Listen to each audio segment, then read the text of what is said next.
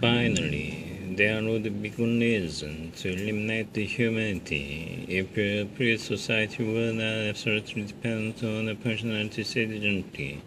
If the main purpose of university job training, that the underlying philosophy of our government has little meaning. The debate that went into the making of American society concerns not just institutions or governing principles, but the capacity of humans to sustain those institutions. Whatever the disagreements were of other issues, at the American Constitutional Convention, the fundamental question asked by everyone, a question that lay over the entire assembly, was whether the people themselves would understand what it meant to hold the ultimate power of society, and whether they had enough of a sense of history and destiny to know they ought to be going. And Jefferson was proud of having been the founder of the University of Virginia than of having been President of the United States. He knew that the educated and developed mind were the best assurance that a political system could be made to work. A system based on the informed consent of the governed. If this idea fails, then all the saved tax dollars in the world will not be enough to prevent the nation from turning on itself. IQ testing has had momentous consequences in our century.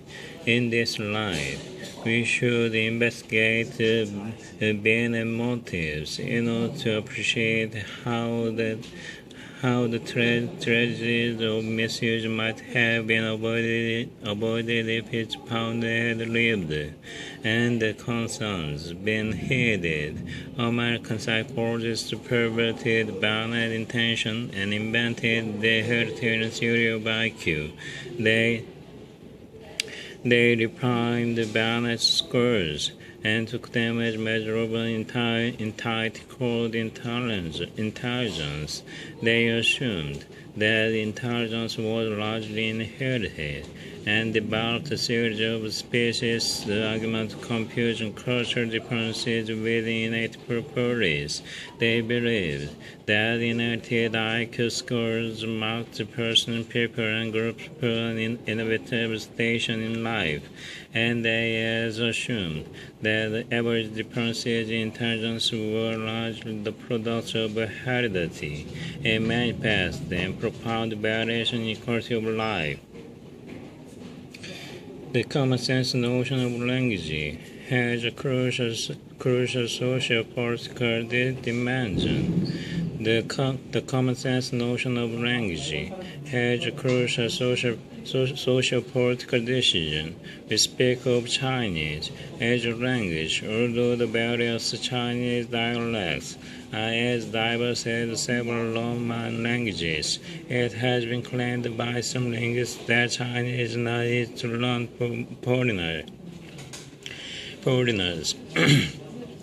For foreigners, we speak of Dutch and German as two separate languages, although some dialects of German are very close dialects that we call Dutch and are mutually intelligible with others that they call German.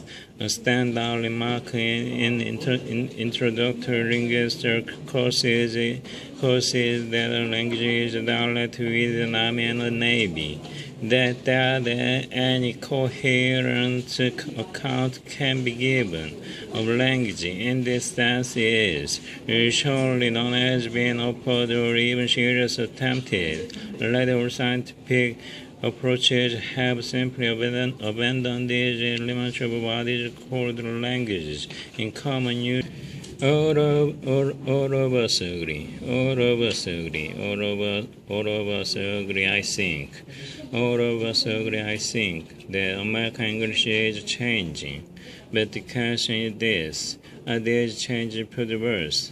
I think that they are not language a sensitive instrument that moves along with the needs of speakers, and what seems temporary to be turns out in the long run to be necessary adjustment to the new needs. People who talk about correct English are usually the problem dangerously. There is no single, monolithic correct English.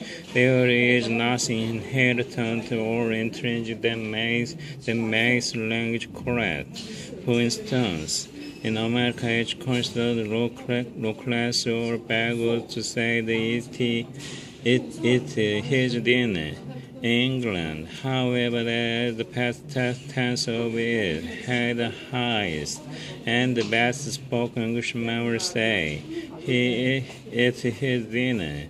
It's simply a matter of different usage. In one social group or another, even the speakers have several styles, not only English of the purist, but the needs, informal English for conversational situations.